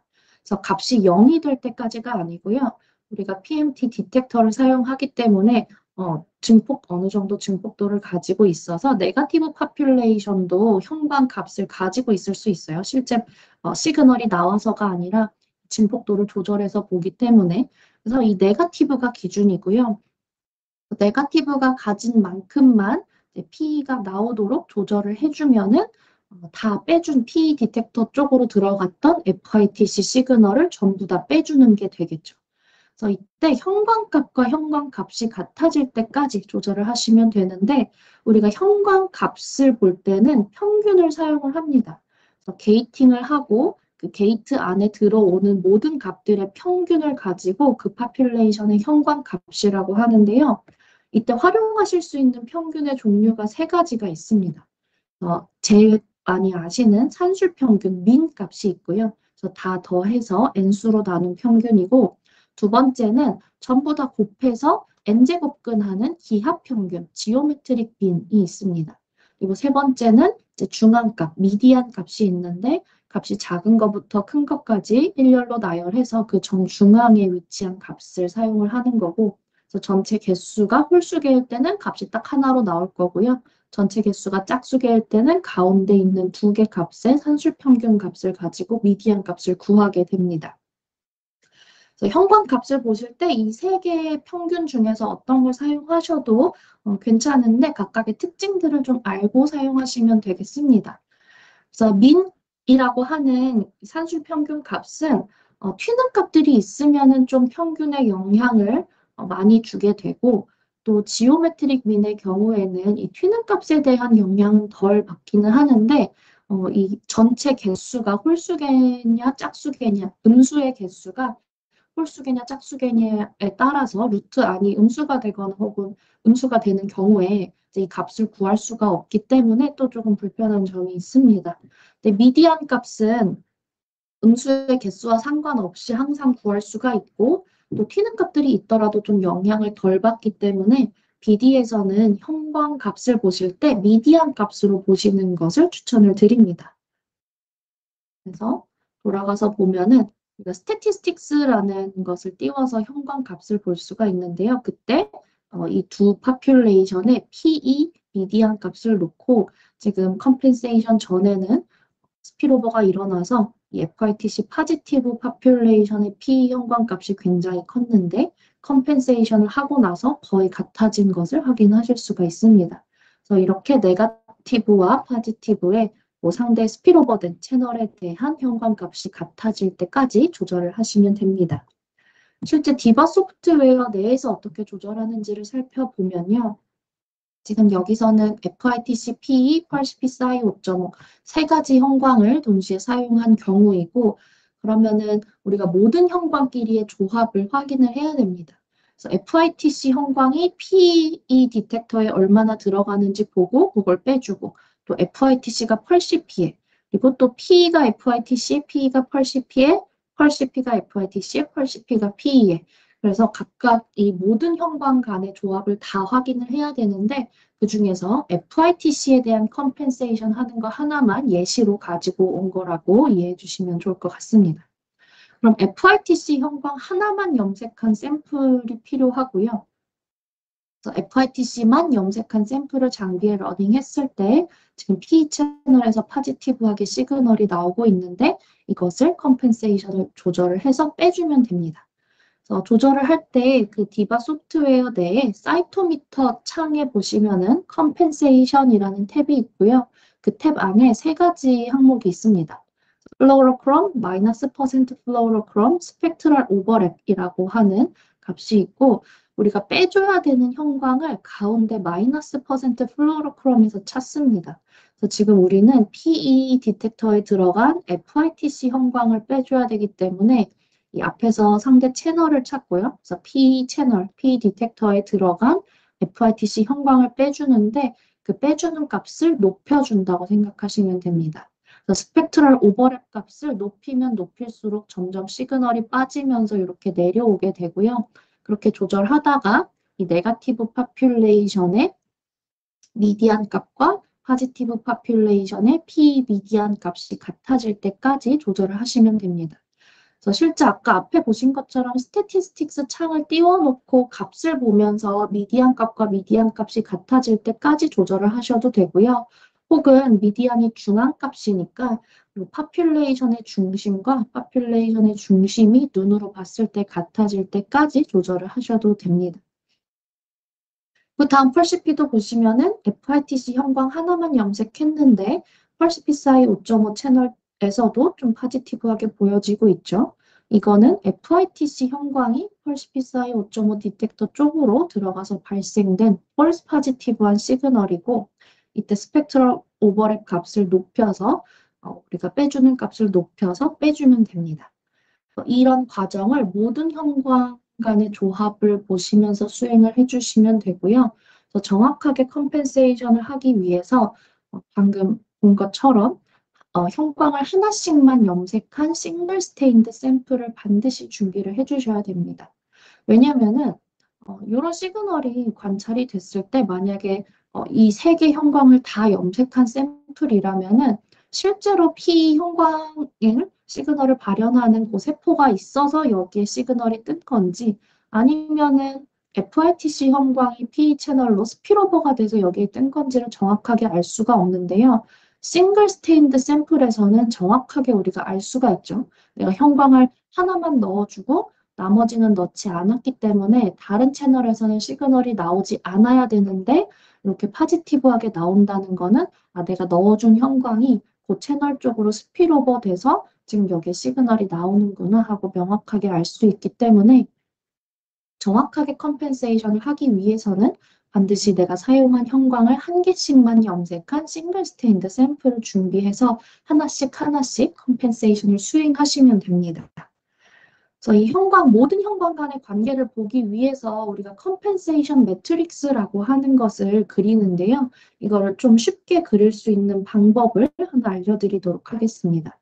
예를 들어서 내가 7개 형광을 사용을 하는 이 멀티컬러 패널로 염색을 했다고 가정을 했을 때 모든 형광 간의 관계를 보기 위해서 일단 첫 번째 형광을 기준으로 해서 플롯을 6개를 그려줘야겠죠.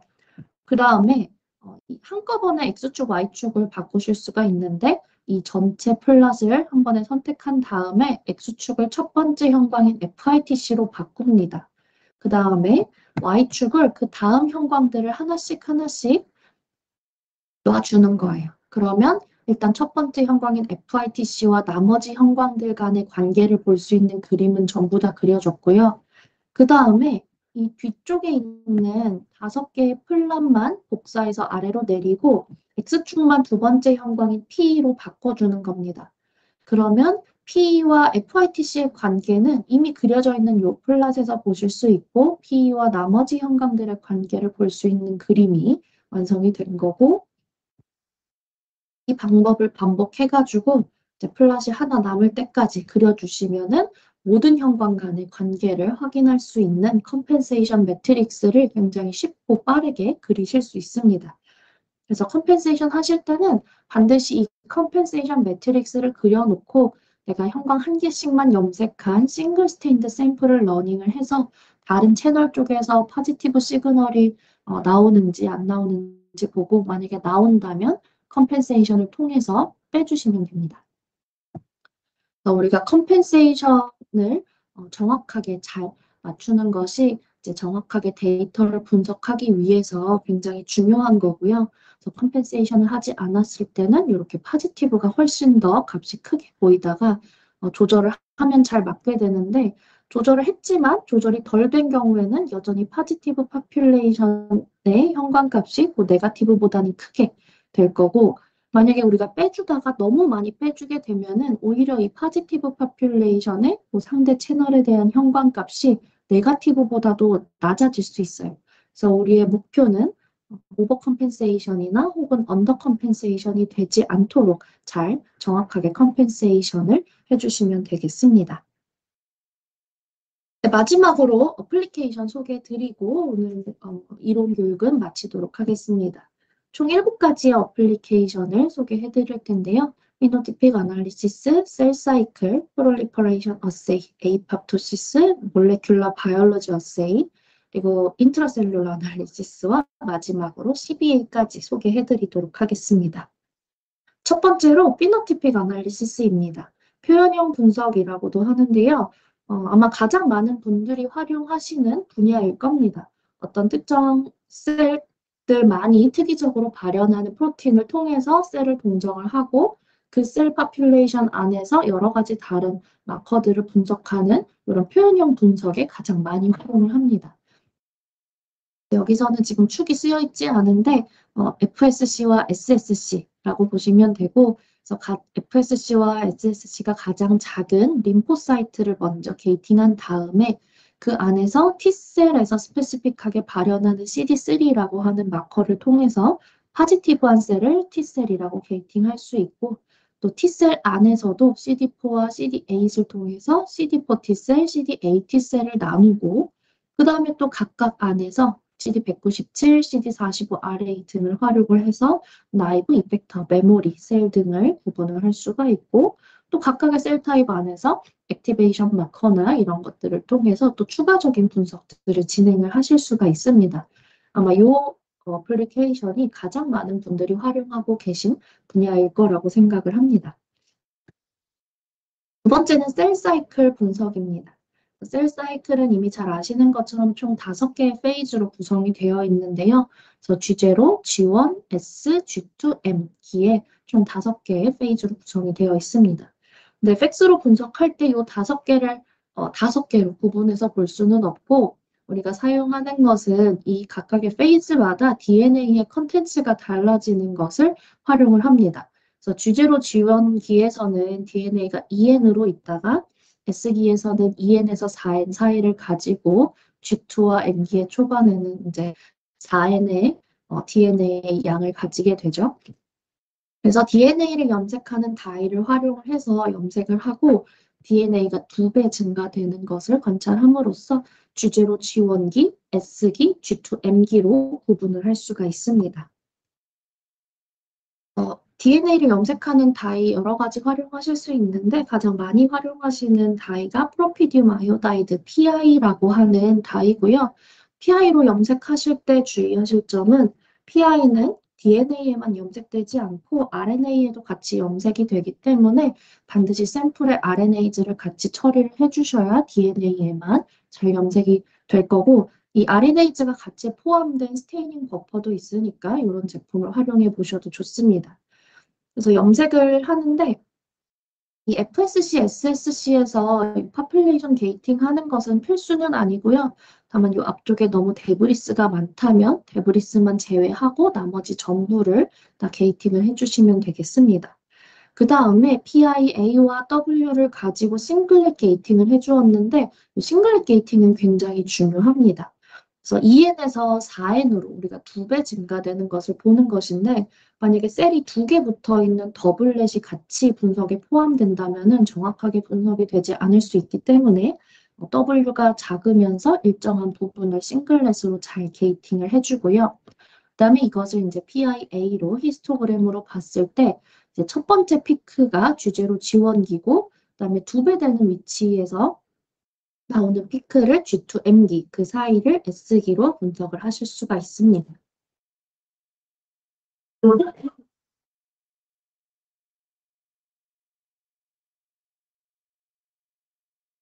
디바 소프트웨어에서 기본으로는 우리가 스케일을 로그 스케일로 보도록 설정이 되어 있는데요. 로그 스케일에서는 2배 증가된 것을 보기에는 이 한 칸의 크기가 너무 크기 때문에 이 PI 채널의 스케일을 리니어 스케일로 바꿔놓고 보시면 되고 볼티지 조절할 때는 이 첫 번째 피크의 위치가 뭐 50에 오도록 놓고 그 다음에 100에 오는 피크를 G2MD로 분석하셔도 되고 혹은 첫 번째 피크가 100에 오도록 볼티지를 맞추신 다음에 200에 뜨는 피크를 G2MD라고 분석을 하셔도 됩니다. 그 이때 좀 주의하실 점은 만약에 PI의 농도가 충분하지 않고 이 튜브마다 샘플마다 염색된 정도가 다르다면은 같은 볼티지에서 이 첫 번째 피크의 위치가 동일한 위치에 나오지 않을 수가 있는데요.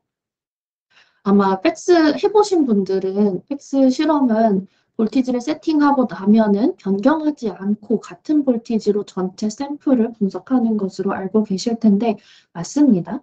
그런데 이 셀 사이클만큼은 볼티지를 조절해서라도 첫 번째 피크의 위치가 같은 곳에 올 수 있도록 맞춰놓고 분석을 진행을 하시면 되고 그렇게 되지 않게 하려면은 애초에 샘플을 염색하는 단계에서부터 튜브마다 셀 수도 다 맞춰주고 그다음에 PI의 농도를 충분하게 염색을 해서 전부 다 동일하게 염색이 되게끔 준비를 하시면은 같은 볼티지에서 대체로 같은 위치에서 이 피크가 뜨게 될 겁니다.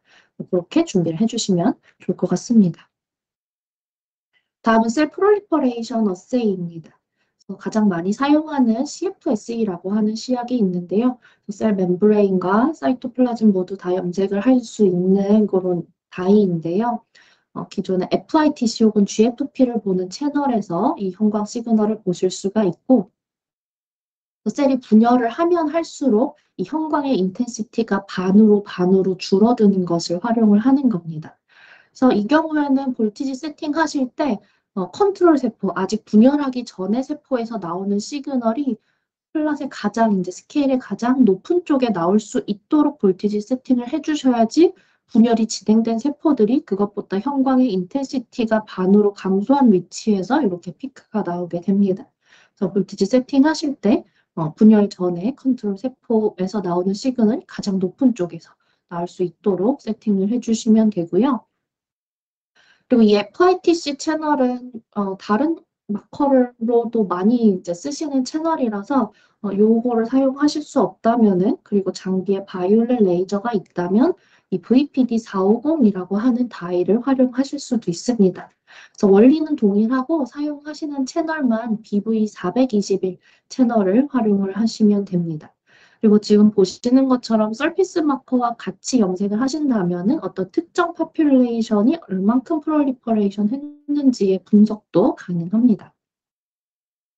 다음으로는 에이팝토시스인데요. 에이팝토시스도 보는 방법이 굉장히 여러 가지가 있지만 그중에 세 가지 소개해 드릴 건데 아넥신5를 염색하는 방법, 그다음에 캐스페이즈나 파프의 클리비지를 디텍션하는 방법, 그리고 마이토콘드리아 멤브레인 포텐셜의 변화를 가지고 에이팝토틱 셀을 분석하는 방법 세 가지를 살펴보도록 하겠습니다.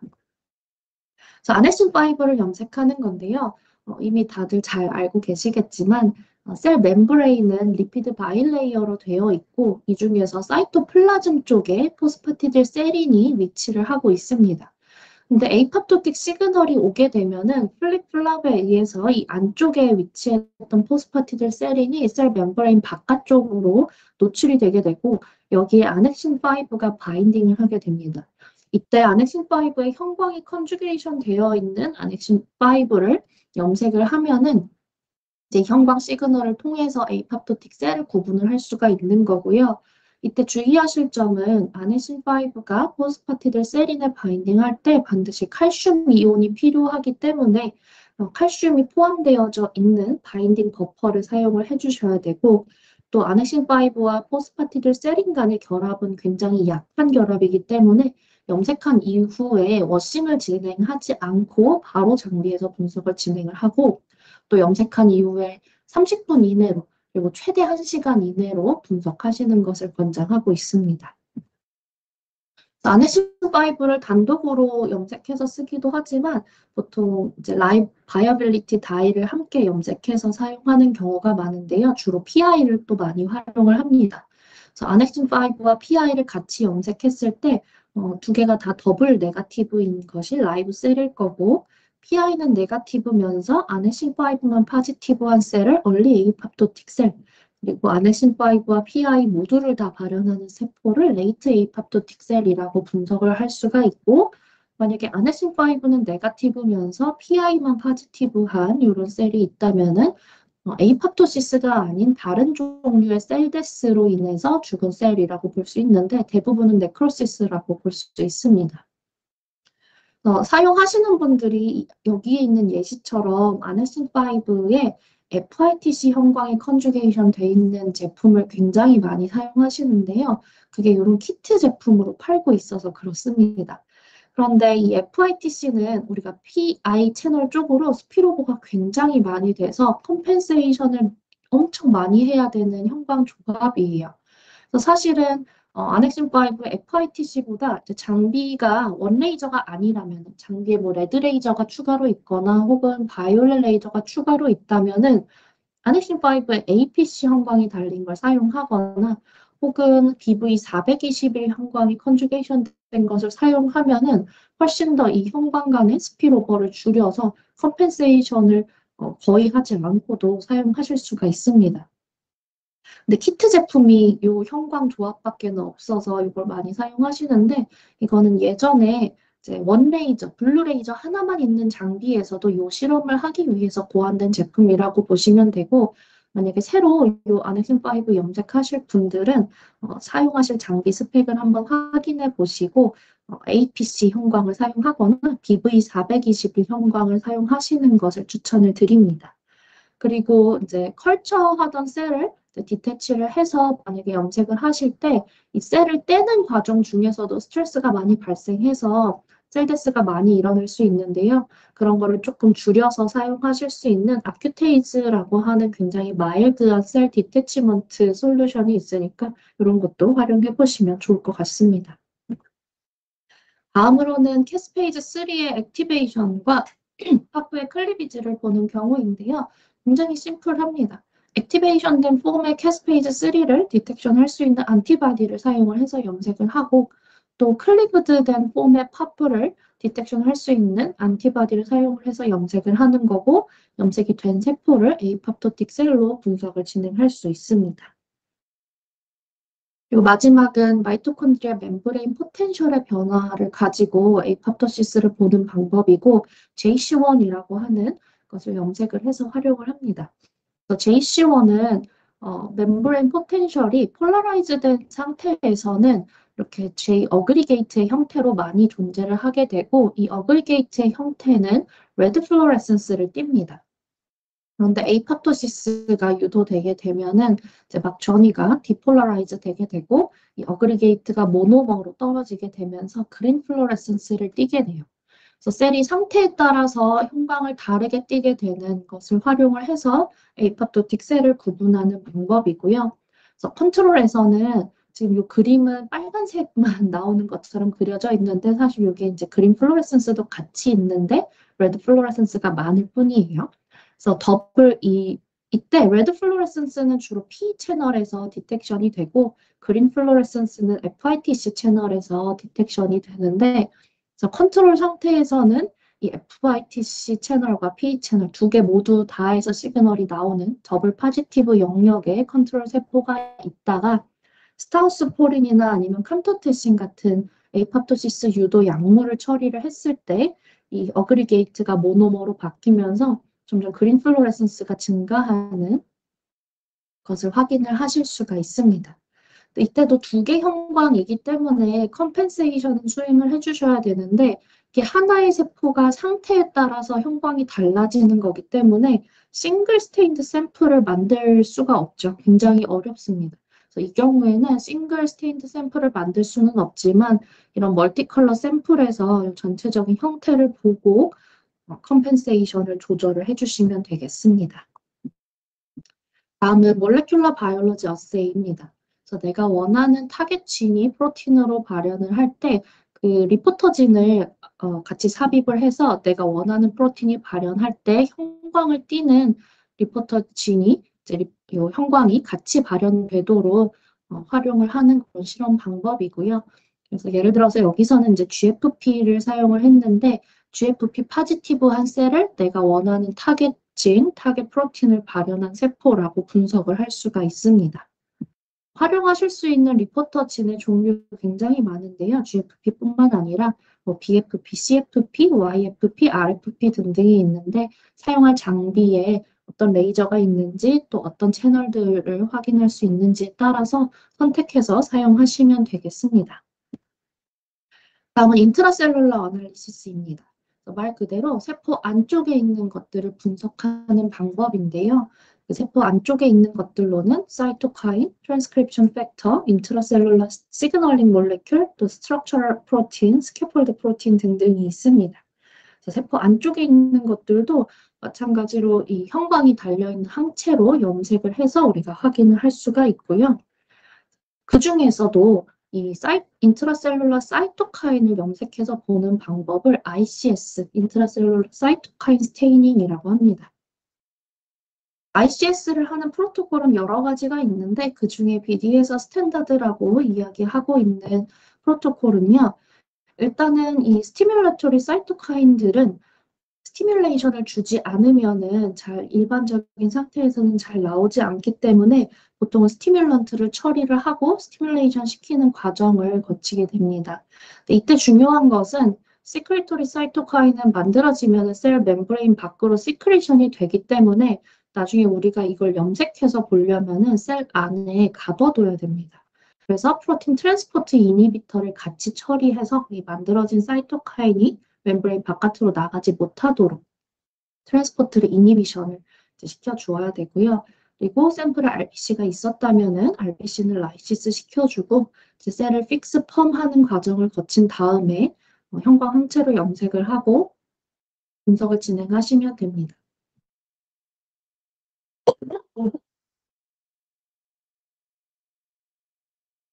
네, 사이토카인하고 RBC 항체를 같이 염색을 하실 수가 있는데요.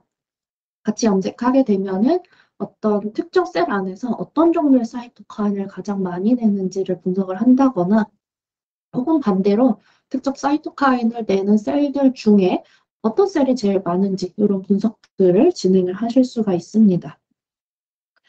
앞서 말씀드린 프로틴 트랜스포트 이니비터의 종류가 두 가지가 있는데 많이 사용하는 것이 브레펠딘 A와 모넨신입니다. 이 제품명으로는 브레펠딘 A 성분이 골지 플러그라고 하는 이름이고요. 모넨신 성분의 이니비터가 골지 스탑입니다. 이 두 가지 프로틴 트랜스포트 이니비터는 이니비션하는 그 패스웨이가 약간 차이가 있는데 브레펠딘 A의 경우에는 ER에서 골지로 가는 것을 블락킹을 하고 모넨신의 경우는 이제 골지에서 셀 멤브레인 쪽으로 가는 것을 블락을 합니다. 그래서 어떤 프로틴 트랜스포트 이니비터를 사용할 건지는 아래 표나 문헌들을 참고해 보시면 좋은데요. 아래 표에 있는 것들은 여러 문헌을 통해서 특정 이 사이토카인은 이 트랜스포트 이니비터를 사용하는 게 더 효과적이더라라고 하는 게 밝혀진 것들이 이 표에 정리가 되어 있는 거고, 만약에 여기에 없다면은 직접 한번 검색을 해보시고, 그래도 나오지 않는다면은 둘 중에 하나를 선택을 해서 사용을 하시면 되겠습니다. 그리고 세포 내부에 있는 것들 중에 이제 트랜스크립션 팩터도 염색해서 분석을 할 수가 있는데요. 이때는 픽스 펌을 하는 버퍼를 어떤 것을 사용하는지가 굉장히 중요해집니다. 그래서 지금 여기 있는 사이토픽스 사이토펌은 보통은 이제 사이토카인을 볼 때 사용하는 가장 마일드한 픽스펌 버퍼고요. 폭스피3의 경우는 이제 전용 버퍼가 있는데 사이토픽스 사이토펌을 썼을 때는 폭스피3가 잘 디텍션 되지 않는데 폭스피3 버퍼를 사용했을 때는 디텍션이 훨씬 많이 되는 것을 보실 수가 있죠. 트랜스크립션 팩터의 경우에는 셀 멤브레인뿐만 아니라 뉴클리어스 멤브레인까지 이제 픽스 펌을 해야 되기 때문에 훨씬 더 헐시한 버퍼를 사용을 해 주셔야 되고요. 그래서 폭스피3의 경우는 이제 전용 버퍼가 휴먼 마우스 나눠져 있기 때문에 스페시스만 고려해서 사용을 하시면 되고, 폭스피3 외에 다른 트랜스크립션 팩터들 같은 경우에 트랜스크립션 팩터 버퍼 세트라고 하는 제품을 사용하실 수가 있고, 혹은 포스포릴레이션도 같이 보신다면은 트랜스크립션 팩터 포스포 버퍼 세트를 사용을 하시면 됩니다. 그리고 또 만약에 픽세이션을 별도로 하고 그다음에 펌 버퍼를 따로 쓰는 경우에 BD 제품의 펌 버퍼는 펌 1, 2, 3, 4 이렇게 네 가지가 있는데요. 숫자가 커질수록 더 할시한 버퍼입니다. 트랜스크립션 팩터의 경우에는 펌3 혹은 펌4 이렇게 할시한 버퍼를 사용을 해주시면 되겠습니다. 그리고 또 세포 안을 염색하는 것 중에 바이어빌리티 다이도 있죠. 그래서 다 BPI 같은 그런 바이어빌리티 다이가 있는데 분석을 진행을 할 때 가능하면 라이브 셀 안에서 분석을 진행을 하는 것이 좀 더 정확하기 때문에 바이어빌리티 다이를 추가하시는 것을 추천을 드리고요. 사용하실 수 있는 바이어빌리티 다이가 DNA에 다이렉트하게 인터컬레이팅 되는 DNA 인터컬레이팅 다이가 있고, 이 아민기에 바인딩하는 다이가 있습니다. DNA 인터컬레이팅 다이로는 다피, PI, 7AAD 같은 것들이 있고, 또 아민 리액티브 다이는 최근에 개발된 FVS 다이들이 여기에 해당합니다. 그래서 각각의 장단점이 있는데요. DNA 인터컬레이팅 다이는 염색하고 나서 워싱을 하지 않아도 되기 때문에 염색의 마지막 단계에 추가하고 그냥 바로 데이터를 찍으면 되는 이 프로토콜 상의, 염색 프로토콜 상의 이점은 있지만 보시는 것처럼 이 이미션 웨이브랭스가 굉장히 넓기 때문에 다른 채널로의 스피로버를 많이 발생을 시킵니다. 아민 리액티브 다이는 픽서블 바이어빌리티 스테인이라고 해서 픽스된 셀에도 사용할 수 있다는 장점도 있고, 또 보시는 것처럼 이미션 웨이브랭스가 이 DNA 인터컬레이팅 다이에 비해서는 내로우하기 때문에 다른 채널로의 스피로버가 적다는 장점이 있고, 또 형광 종류도 여러 가지가 있다는 장점이 있습니다. 근데 반면에 염색할 때는 이 바이어빌리티 다이를 먼저, 이 아민 리액티브 다이를 먼저 염색을 하고 워싱을 한 다음에 나머지 염색을 진행해야 되는, 염색하는 프로토콜 상에 이제 별도로 구분해야 되는 이런 점은 있습니다. 그래서 장단점을 보시고 적절한 제품을 사용을 하시면 되고, 여기 있는 것처럼 위쪽에 있는 것들이 DNA 인터컬레이팅 다이, 그 아래쪽에 있는 FVS 형광이 이제 아민 리액티브 다이입니다.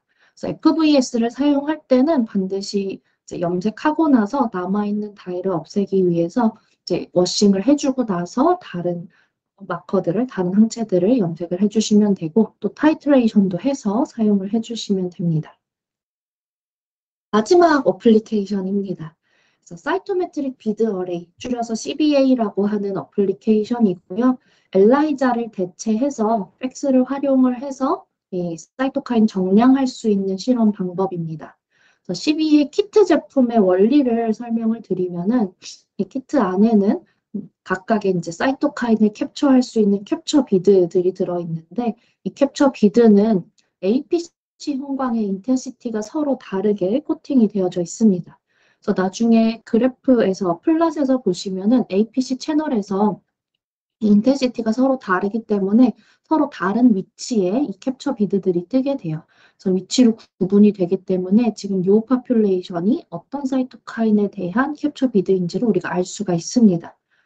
이 캡처 비드를 샘플하고 반응을 시키고 나면은 해당하는 사이토카인들이 캡처 비드에 붙게 되고 그 다음에 이제 P 형광이 컨주게이션 된 디텍션 리에이전트 안티바디죠. 안티바디 염색하고 나면은 이 캡처 비드에 해당 사이토카인이 많이 붙었으면 붙었을수록 P 형광의 인텐시티가 높은 쪽에서 나타나게 되겠죠. 그래서 엘라이자와 동일한 샌드위치 방식을 사용을 하는 거고요. 근데 정량을 하는 실험 방법이라고 설명을 드렸죠. 어떻게 정량을 할 수 있냐면은 이 키트 제품 안에는 우리가 이미 농도를 알고 있는 스탠다드 제품이 들어가 있습니다. 그래서 스탠다드를 다일루션해서 한 10개 정도의 스탠다드, 우리가 이미 농도를 아는 스탠다드를 농도가 낮은 것부터 높은 것까지 한 10개 정도를 준비를 하게 되고요. 그 스탠다드를 똑같은 방법으로 캡처 비드와 반응시키고 디텍션 리에이전트 넣어서 나중에 결과를 보게 되면은 농도별로 P 인텐시티를 우리가 구할 수가 있습니다. 그럼 그 값을 가지고 스탠다드 커브를 그리게 되고 나중에 내 샘플에서 나온 P 형광값을 넣게 되면은 반대로 농도 값을 알 수 있게 되는 거죠. 그래서 직접 이거는 뭐 엑셀에서 직접 뭐 추세선을 그려가지고 수식을 만들고 그 수식에 대입해서 값을 구하셔도 되고 그보다 훨씬 더 쉽게 하실 수 있도록 CBA 어널리시스 소프트웨어라고 하는 무료 소프트웨어를 개발한 게 있습니다.